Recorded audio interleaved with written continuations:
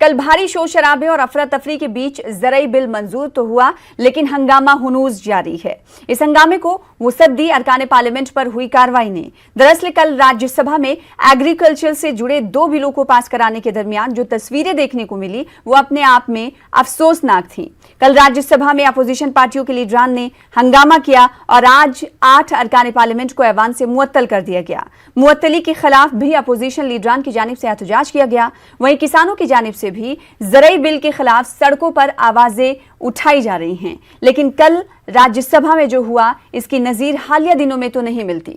सरकार का कहना है कि अपोजिशन लीडरान का बर्ताव नाकाबिले बर्दाश्त था, जबकि अपोजिशन लीडरान का यह कहना है कि सरकार ने अपोजिशन के हुकूक पर हमला किया है। अब सवाल यह उठता है कि पार्लियामेंट में ऐसी मुखालिफत कहां तक सही है, या फिर अपोजिशन लीडरान का सरकार के तय गुस्सा किस हद तक जायज है। सरकार के 12 कहने के बावजूद हिज़्ब इख्तिलाफ को यानी अपोजिशन पार्टियों को आखिर क्यों लगता है कि बिल किसान मुखालिफ है, या फिर किसानों को ऐसा क्यों लगता है, या फिर सरकार की जानिब से लगाया गया इल्जाम की सियासी फायदे के लिए हो रही मुखालिफत किस हद तक सही है। कई सवालों के जवाब जानेंगे अपने 2 खास मेहमानों से। प्रोग्राम दो रुख में सबसे पहले 2 खास मेहमानों का तारुफ करा दे। हमारे साथ 2 खास मेहमान जुड़ चुके हैं इस 2 रुख में चर्चा के लिए, बहस के लिए। राजीव जेटली साहब हैं जो कि तर्जुमान है, स्पोक्स पर्सन है बीजेपी के, हमारे दरमियान मौजूद हैं। आपका वेलकम करते हैं, स्वागत करते हैं। साथ ही साथ कुलदीप कुमार साहब आम आदमी पार्टी का पक्ष रखने के लिए, स्टैंड रखने के लिए हमारे दरमियान मौजूद हैं। आपका भी इस्तकबाल करते हैं। राजीव जेटली साहब, सबसे पहले आप ही के पास आना चाहूंगी। ऑर्डिनेंस लाया गया, फिर जब बिल को पेश ही करना था तो इतनी जल्दबाजी क्यों की गई? आराम से चर्चा हो जाती, बहस हो जाती, ना इस तरह की तस्वीरें होती, ना लानत होती, ना मलामत। देखिए, बिल किसान के हक के लिए लाया गया है और किसान के हक के लिए अगर कोई कदम उठाए जा रहे हैं तो उसमें मुझे नहीं लगता किसी को भी बाधा बननी चाहिए।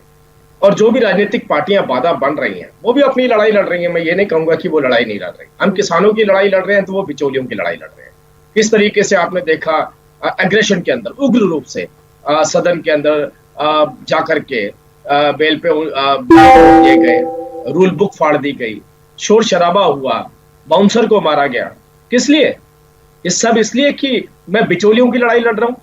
मैं चाहता हूं कि जो मिडिल मैन है वो वहीं पर रहना चाहिए। मैं चाहता हूं कि जिस तरीके से 2014 से पहले किसानों की इनकम होती थी वहीं लेकर जाया जाए उसे लगभग 2000 रुपए के ऊपर, जो 8500 रुपए क्रॉस कर चुकी है। क्या वो चाहते हैं कि किसान किसी को भी अपनी फसल ना बेच पाए, उचित मूल्य में ना बेच पाए, ज्यादा मूल्य में ना बेच पाए? किसानों की बात करें, लेकिन किसान तो खुद विरोध कर रहे हैं ना राजीव जी। किसान खुद विरोध कर रहे हैं। अजीब और गरीब बात तो यही लगती है, जिनके लिए आप बिल लेकर आए हैं वो खुद विरोध कर रहे हैं, वो खुद आंदोलन कर रहे हैं, सड़कों पर उतर रहे हैं। किसान ढूंढ रहे थे मीडिया वाले, किसान ढूंढ रहे थे मीडिया वाले, और जब भी उन्होंने बाइट ली, जो एजिटेशन कर रहे थे, तो वो खुद स्वेच्छा से कह रहे थे कि हम कांग्रेस पार्टी के यूथ विंग के लोग हैं। तो आप कहां से बताएंगे कि पंजाब से निकलने वाला व्यक्ति खुद को क्लेम करता है कि मैं कांग्रेस पार्टी का यूथ विंग हूं, हम कांग्रेस के किसानों के हक की लड़ाई लड़ रहे हैं, तो उसे किसान कैसे कह देंगे आप? हरियाणा में देखिए आप, चंद नेता, और सभी के सभी कौन से नेता, वो नेता जो या तो विधानसभा का चुनाव लड़ चुके हैं या लड़ने वाले हैं, वो किसान के रूप में आए। अरे आइए, मैं मना नहीं करता हूं, क्योंकि देखिए ये सभी जमातें बहुत बड़ी तादाद में मिडल मैन के तौर पर फंक्शन भी करती हैं, काम भी करती हैं। उनकी अपनी कमाई बंद हो जाएगी। किसानों की हित की लड़ाई नहीं हो रही है, मिडल मैन के हित की लड़ाई हो रही है। हम कह रहे हैं कि कोई भी किसान अपनी फसल मंडी में बेचना चाहता है, मंडी में बेचे। किसी ओपन बाजार में अच्छी कीमत मिलती है तो वहां बेचे। जहां जहां मंडियां नहीं है वहां पर उनको कॉर्पोरेट सेक्टर के साथ करवाया जाए ताकि वो उचित मूल्य पर बेच सके। कुलदीप कुमार, राजीव जेटली जी का सीधे तौर पर यह कहना है कि दरअसल जो लड़ाई अपोजिशन किसानों के नाम पर लड़ रही है वो किसानों के लिए लड़ाई नहीं है, बल्कि मुखालिफत के नाम पर, विरोध के नाम पर आप लोग कर रहे हैं। जी, पहली बात तो मैं इनकी इस बात विरोध करूंगा राजीव जी की, जो कहा है कि जो किसान आज प्रोटेस्ट कर रहे हैं, जो किसान विरोध कर रहे हैं, वो कांग्रेस के कार्यकर्ता हैं। मैं कांग्रेस का तो स्पोक पर्सन नहीं हूँ, लेकिन मैं इस बात का विरोध करूंगा कि आप किसान को किसी पार्टी से नहीं जोड़ सकते हैं। किसान इस देश में आंदोलन कर रहा है, किसान इस देश का अन्नदाता है, किसान वो है जो बंजर भूमि पर अन्न उगाने का काम करता है, किसान वो है जो हमारा पेट पालने का काम करता है। और भारतीय जनता पार्टी ऐसे बिल लाकर, ऐसे ऑर्डिनेंस लाकर अगर उस किसान की पीठ में छुरा घोंपने का काम करेगी तो आम आदमी पार्टी के तौर पे मैं कह दूं कि आम आदमी पार्टी इसका संसद में भी हम लोगों ने पुरजोर विरोध किया, संसद के बाहर भी इसका पुरजोर विरोध हम लोग कर रहे हैं, क्योंकि आप किसान की पीठ में छुरा घोंपने का काम कर रहे हैं। आप किसान की जिस बिचौलिए की बात आप कर रहे हैं, आप बिचौलियों की लड़ाई तो आप लोग लड़ रहे हैं, कैसे फायदा पहुंचा ठीक पाए? है, आम आदमी पार्टी लड़ाई लड़ रही है किसानों के हित में, ये आपका कहना है, लेकिन लड़ाई जो लड़ी गई पार्लियामेंट में, जिसकी तस्वीर हम सब ने देखी, क्या वो सब समाज की तस्वीर थी? क्या अवामी नुमाइंदे इस तरह से लड़ने के लिए पार्लियामेंट में भेजे जाते हैं? आपकी मुखालिफत अपने तक थी, लेकिन इस तरह माइक तोड़ा जाएगा, रूल बुक फाड़ा जाएगा, ये सही था? ये निंदनीय नहीं है, मुजम्मत के लायक नहीं है? सना जी, किसानों के हक में लड़ाई लड़ना असंवैधानिक है, लेकिन किसानों की पीठ में छुरा घोंपना संवैधानिक है। ये भाजपा की परिभाषा है जो भाजपा गढ़ रही है कि जो किसानों की बात करेगा, जो दलितों की बात करेगा, जो पिछड़ों की बात करेगा, वो देशद्रोही संजय सिंह कहलाएंगे, और जो किसानों की पीठ में छुरा घोंपेंगे, जो दलितों की हत्या करवाएंगे, जो महिलाओं को उत्पीड़न करवाएंगे, वो लोग कहे जाएंगे देशभक्त। ये भाजपा की कौन सी परिभाषा है? ये किसानों का शोषण कर रहे हैं, ये किसानों के बीच में उन बड़े बड़े माफियाओं को लेके आ रहे हैं, ये ऐसे ऐसे उद्योगपति को लेके आ रहे हैं जिनके सामने जाके किसान को झोली फैलानी पड़ेगी अपनी बेटी की शादी के लिए, अपनी बेटी के विवाह के लिए। आप सुषमा स्वराज जी का भाषण सुन लीजिए, आज वो हमारे बीच में नहीं है, लेकिन आप उनका भाषण सुन लीजिए। जब ये लोग विपक्ष में थे तो इनकी भाषा क्या थी, आज ये लोग पक्ष में है तो इनकी भाषा क्या है? तो ये दो मुआ जो चेहरा भारतीय जनता पार्टी का है, ये पूरे देश ने देख लिया है, सब किसानों ने देख लिया है। और दूसरी बात ये, अगर आपके पास संख्या थी पार्लियामेंट के अंदर तो आप लोगों को ये ध्वनिमत से पास क्यों कराना पड़ा? फिर तो चुनाव भी ध्वनिमत से करा लीजिए, फिर तो सारे काम ध्वनिमत से करा लीजिए। अभी बिहार में चुनाव आ रहा है, आप क्यों करा रहे? वहां ध्वनिमत कराइए दीजिए। राजीव जी, सबसे बड़ा सवाल यही है कि आखिर वोटिंग क्यों नहीं हुई? नहीं, मैं थोड़ा सा आपसे आग्रह करूंगा जी, 1 मिनट और दे दीजिए। जी दे रहे हैं, बिल्कुल, आप बात अपनी रखें। सुनिए, आज साइलेंटली सुनूंगा इनको। बोलिए, बिल के अंदर ऐसे कौन से प्रावधान है जिसका आप विरोध कर रहे हैं? पूछिए इनसे। मैं 1 मिनट और दीजिए। बताएं कुलदीप जी, बिल्कुल। किन नुकात पर आपको आपत्ति है, एतराज है? सबसे बड़ी आपत्ति इस बात की है जो आप एमएसपी पे चोट करना जा रहे हैं, सीधा पहली बात इस बात के लेके। आप दूसरी बात, हमें आपत्ति इस बात को लेकर है जो आप उद्योगपतियों को बढ़ावा दे रहे हैं, बिचौलिए की आप बात कर रहे हैं, आप बिचौलिए को नहीं हटा रहे हैं। आप मुझे ये बता दीजिए, खाली मेरे 2-3 प्रश्न आप लोगों से है कि जो आप ऑडियंस लेके आए, आपको क्या जरूरत थी इस लॉकडाउन के अंदर लेके आने की? आपको क्या जरूरत थी इस समय पर इतने अफरा तफरी में इस बिल को पास कराने की? आपने चर्चा क्यों नहीं कराई? इस बिल के ऊपर आपको चर्चा करानी थी ना। राजीव जी, जवाब दीजिए, इस बिल पर आखिर बहस क्यों नहीं हुई? चर्चा कराते। सरकार को सिर्फ पास कराना था, इसका मतलब यही समझा जाए। मैंने आपसे इसीलिए कहा था इनको 1 मिनट और दीजिए, क्योंकि इनको नहीं पता बिल के अंदर क्या है। इन्हें ये भी नहीं पता, ये बोल रहे हैं हम एमएसपी का विरोध कर रहे हैं। वो तो खाली मोदी, वो बिल के अंदर साफ तौर पे लिखा है, वो तो मोदी। सुन लीजिए, एमएसपी बिल के अंदर साफ तौर पे लिखा है, ना मंडियां बंद होंगी ना एमएसपी बंद होगी, एमएसपी पे खरीद होगी। इनफैक्ट मंडियां तो और बढ़ाई जा रही हैं। जो राज्य के अंदर मंडियां हैं, ज्यादा मंडियां हैं, हरियाणा में ज्यादा। देखिए, 12 वजीर आजम नरेंद्र मोदी ने भी कहा है कि जो पहले एमएसपी थी वही रहेगी, लेकिन हमारा सवाल ये है कि एमएसपी को क्लैरिफाई क्यों नहीं किया गया? अगर क्लैरिफाई कर दे तो किसानों के अंदर जो डर था वो डर भी खत्म हो जाएगा। फिर सरकार बार बार ये कह के क्यों पल्ला झाड़ लेती कि जो पहले था वही रहेगा? ये सरकार क्या कर रही है वो क्लैरिफाई करने की जरूरत है ना। आप फिक्स कर दीजिए एमएसपी को। देखिए, बिल्कुल साफ मुझे नहीं समझ आ रहा, या तो शायद कोई, आपने कहा था किसान नेता भी बैठेंगे, वो बैठते तो कम से कम मैं एक अच्छी डिबेट कर पाता।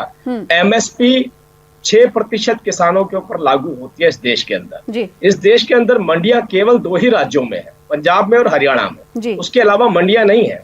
बिहार में बहुत पहले ही जो मंडी एक्ट था वो खत्म कर दिया गया था, क्योंकि ये क्लेम किया जाता है कि पंजाब के अंदर भी कि मंडी पे जो टैक्स लगता है वो 8% लगता है और वो किसान की जेब से जाता है। ये हम नहीं कहते हैं, ये किसान कहते हैं। और उचित प्लेटफॉर्म क्या हो सकता है जब आपके पास 2 दरवाजे हैं?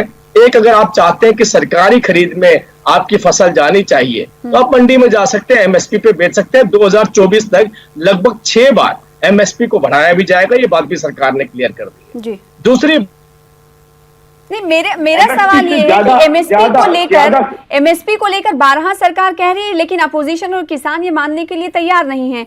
क्या उसमें कुछ चीजें ऐड नहीं की जा सकती, जैसे कि अगर एमएसपी पर मिनिमम सपोर्ट प्राइस पर कोई नहीं खरीदता है तो उसके खिलाफ कार्रवाई होगी। क्या ये चीजें ऐड नहीं की जा सकती? जो इन्होंने मैं आपको बताना चाहता हूँ, आपको ये बताना चाहता हूँ, देखिए यार ये क्या बोल रहे हैं, एक तो इनको पता नहीं और बीच में भी बोलते हैं, या इनको बोलने दीजिए, थोड़ी देर और बोलिए आप। अभी भी बोल रहा हूँ, बिल के ऊपर 5 बिंदु बता दीजिए मुझे, चलो अगर नहीं बता पाए तो बीच में मत बोलिए बार। है बताइए तो बताइए, 5 बिंदु बताइए क्या लिखे हैं बिल के अंदर, बताइए, मैं आपको आप फिर वक्त दे रहा हूँ, जाए बताइए।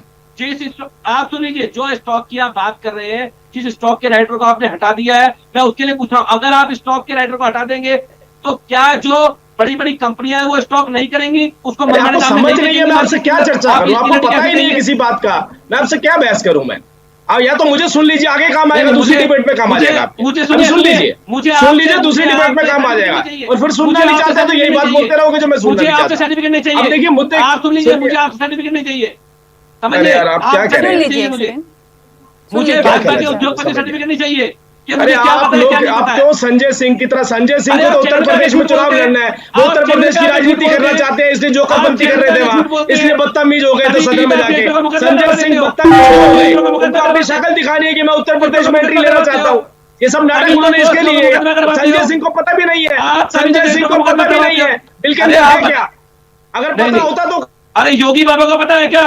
योगी बाबा को पता है, योगी बाबा को पता है, उनको बता दीजिए। अभी संजय सिंह को बता देना, अरे मोदी जी को भी आप बता देना, आप मोदी जी को बता देना, राजीव जी, मोदी जी को भी आप बता दीजिएगा, मोदी जी को भी आप बता दीजिएगा। एक सेकंड राजीव जी, आपसे सवाल ये था, जो आप बिहार में जो आपकी साथी है पार्टी जेडीयू, वो भी ये मुतालबा कर रही है कि एमएसपी को लेकर जो सरकार कह रही है हम मान रहे हैं, लेकिन एक किसान के बेटे होने के नाते केसी त्यागी ने ये बात कही है कि सरकार को ये क्लैरिफाई करने की जरूरत है कि एमएसपी से अगर कम पर खरीद होती है तो उन लोगों के खिलाफ कार्रवाई होगी। आखिर सरकार ये तमाम चीजें ऐड क्यों नहीं करती है? अगर सरकार ये बिल पास करा ली है तो इस पर भी सरकार को ध्यान देना चाहिए। सरकार सिर्फ ये कहकर कि पहले जैसी एमएसपी ही रहेगी, उसको पल्ला नहीं झाड़ सकती।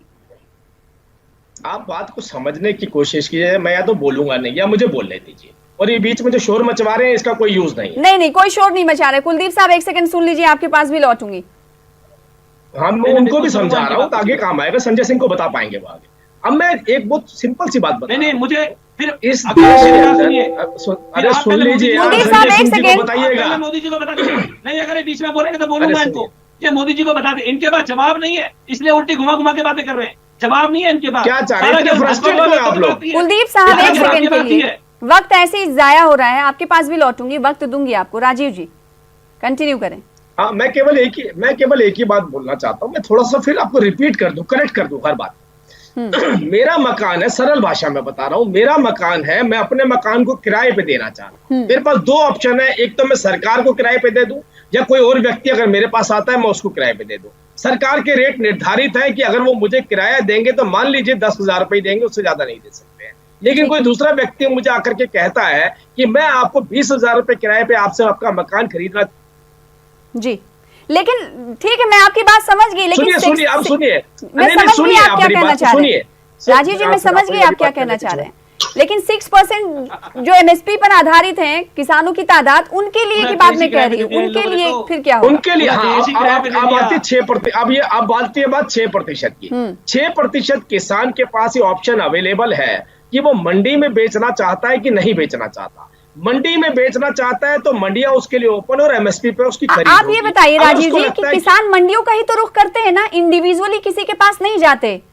हमने ये भी देखा है कि किसान मंडियों तक ही ले जाते हैं। ये आपने एक बड़ा अच्छा प्रश्न पूछा। मैं आपको बताना चाहता हूँ, न्यूज 18 की आज की रिपोर्ट है, मैं न्यूज 18 को कोट कर रहा हूँ। न्यूज 18 की रिपोर्ट है जिसमें गोरखपुर में एक चौधरी प्रोफेसर रामचेत चौधरी हैं, जो कॉन्ट्रैक्ट फार्मिंग करवाते हैं, जो सरकार के अंदर भी अच्छे साइंटिस्ट भी रहे, पूर्व की सरकार के अंदर।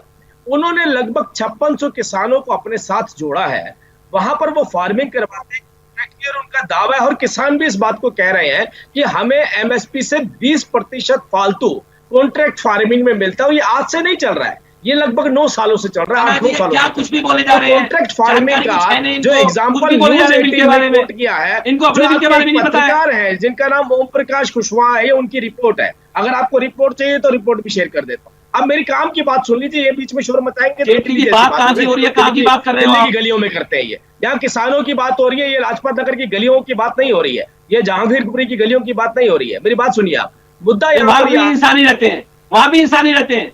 वहां अमित शाह गए थे पर्चे बांटने के लिए, बात होती है, अब उन्हीं गलियों में भेजा था हम लोगों ने, वहीं अमित शाह को भेजा था पर्चे बांटने, घुस जाते हैं। कम से कम अमित चर्चा शाह तो को अच्छी भेजा कर था। ले, कम से कम चर्चा तो अच्छी कर ले।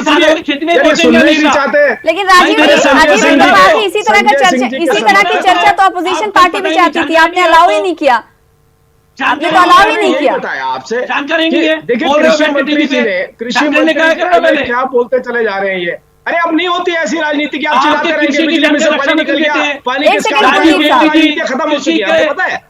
अब ये राजनीति खत्म हो चुकी है कि बिजली में से पानी निकल के, पानी में से बिजली निकल के। कुलदीप साहब ये बताएं, कुलदीप साहब ठीक है, कुलदीप साहब आपके पास आ रही हूँ मैं। कुलदीप साहब आप काफी देर से बोल रहे हैं, एक सेकंड आपके पास में आ रही हूँ। आपत्तियों को लेकर सवाल किया जा रहा है कि आखिर किन किन चीजों पर आपको आपत्ति है। एमएसपी को लेकर आपत्ति है। अगर सरकार, जो मैंने सवाल राजीव जी से किया कि अगर सरकार उसमें क्लैरिफाई कर दे कि अगर एमएसपी से कम मूल्य पर कोई लेता है तो उसके खिलाफ जुर्माना लगाया जाएगा, कार्रवाई की जाएगी, या फिर इसके अलावा कुछ और मांगे हैं, मांगे आप अपनी बताएं ना। देखिए, इस सरकार की कौन सी बातों को किसान सच माने, इस सरकार के कौन से मोदी जी के भाषण को या कौन सी बात को सरकार किसान ये माने कि इन्होंने अगर कह दिया तो सत्य कहा होगा। ये हर बातों में जो बातें इन्होंने आज से पहले जितने बिल लेके आए हैं, चाहे जीएसटी का बिल लेके आए हो, चाहे ये नोटबंदी का बिल लेके आए हो, जितने भी नहीं लेके आए, इनकी हर बात डबल गई है, इनकी हर बात में दोहरा पहली बात पूछिए। अरे सुन लीजिए, कैसे निर्धारित होती है, सुन लीजिए पहले मेरी बात, कैसे निर्धारित होती है बताइए मुझे। मैं तब आपसे डिबेट करूं, मुझे आपको पता ही नहीं तो मैं आपसे बहस क्या करूं, योगी जी को आपसे बहस क्या करूं जब आपको पता ही नहीं है। योगी जी को बता, सुनिए योगी जी को एमएसपी कैसे निर्धारित होती है और कौन एमएसपी होती है, क्या निर्धारित कैसे होती है, बता दीजिए मुझे। यही बात आप संजय सिंह जैसी कर रहे हैं, गुंडों की तरह पेश आ रहे हैं, गुंडों की तरह पेश आ रहे हैं, काम की बात आप कर नहीं पाते हैं। ये मैं अनपढ़ नहीं बैठा हुआ, मिनिमम सपोर्ट प्राइस नहीं होता कुलदीप साहब, मिनिमम सपोर्ट प्राइस होता, सुन लीजिए minimum support price, market support price बता रहे हैं। अरे दुरुस्त करिए कुलदीप साहब, मोदी जी मत बनिए, कुलदीप साहब दुरुस्त करें आप भी। आपने घर दे दिया है, आपको सुन लीजिए पहले पूरी बात। मिनिमम सपोर्ट प्राइस होता है सना जी, मिनिमम सपोर्ट प्राइस होता है, सुन लीजिए, मैं वही कहना चाह रहा हूँ, आप सुन लीजिए मेरी बात। पहली बात ये, इनसे मैं ये पूछना चाहता हूँ खाली, ये जो बोल रहे किराए पे दे रहे हैं हम लोग, इन्होंने पूरे देश को किराए पे दे दिया है, इन्होंने इंडिया को किराए पे दे दिया, इन्होंने रेलवे को किराए पे दे दिया, और सारे डिपार्टमेंट किराए पे आप दरअसल नहीं, किसानों पे बात हो रही है सर, तो किसानों पे ही बात करेंगे, किसानों पे बात हो रही है ना। अब किसान जो किसान बचा था, आज इन्होंने किसान की भी जमीन को भी और फसल को भी दोनों को किराए पे देने का काम किया। सिर्फ क्या किसानों के सामने आप लोग दिखाना चाहते हैं कि आप मुखालिफत कर रहे हैं? कुलदीप कुमार, आप सुनिए मेरी, आप बात क्या सिर्फ किसानों को ये दिखाना चाह रहे हैं कि मुखालिफत कर रहे हैं? मुद्दे, बिंदु, नुकात पर आप बहस नहीं करना चाहते? मैं कह रहा हूँ, आप समझ लीजिए सना जी, जो भाजपा जिस ट्रैक पर डिबेट को ले जाना चाहती है ना, उस ट्रैक पर डिबेट करने वाला इंसान नहीं हूं मैं। ये चाहते हैं कि ये केवल अपने एजेंडे के ऊपर डिबेट करे, उस एजेंडे में डिबेट नहीं होगी, एजेंडा डिबेट का एजेंडा ही बता दो भैया मेरे, आपकी बात का जवाब देता हूं मैं, पूछो तो सही कुछ। आपका एजेंडा तो एक ही है, आपका एजेंडा एक ही है, और यही बात आप किसानों के साथ जाकर करते हैं।